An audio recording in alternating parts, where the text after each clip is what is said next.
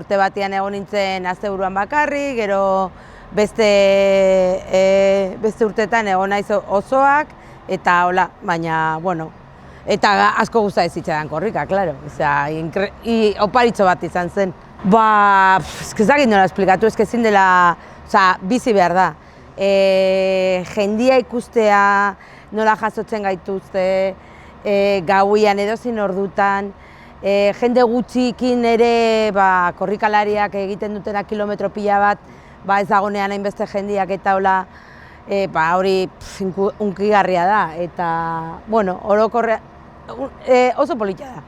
Bai herri txikietan, ze gauza bizitzen duzu beste modu batean, eta hiriburuetan, hori, bere dimensio guztiakin. Asko gustatzen zai gauian, Pirineotan, eta guten direna gutxik igual gaueko 4tan, Pirineotan, taldetxo bat, 10 korrikalaria eta guten dia turnatzen eta hola, eta, bueno, igual hori da gehiena gustatzen zaidan alazetasuna hori. Beti dazkagu punto batzuk, nun, igual furgonetak ez dira pasatzen, edo sartu behar da norbait eta prentzakoa edo olako historia, o gurutzatzen dugunean Pasaian adibidez portuan, edo gurutzatzen dugunean Bilbon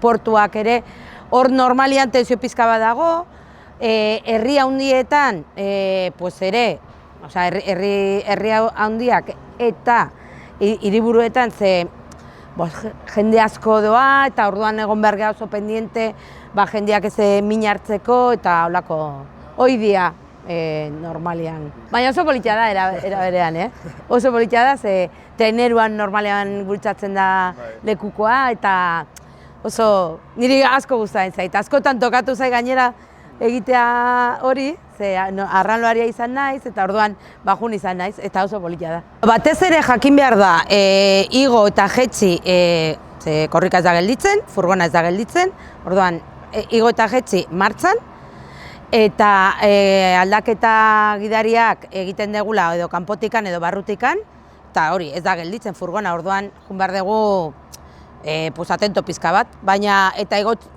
eta jetxi furgonetatik erori gabe. Eta ematen du erreza dela, porque jendeak ikusten digu eta hola, eta ez da, erreza da, baina jakin behar da. Korrika eta atzera eta holako gauza. Baina, bueno, zer gehiago, pizka forman egon eta listo.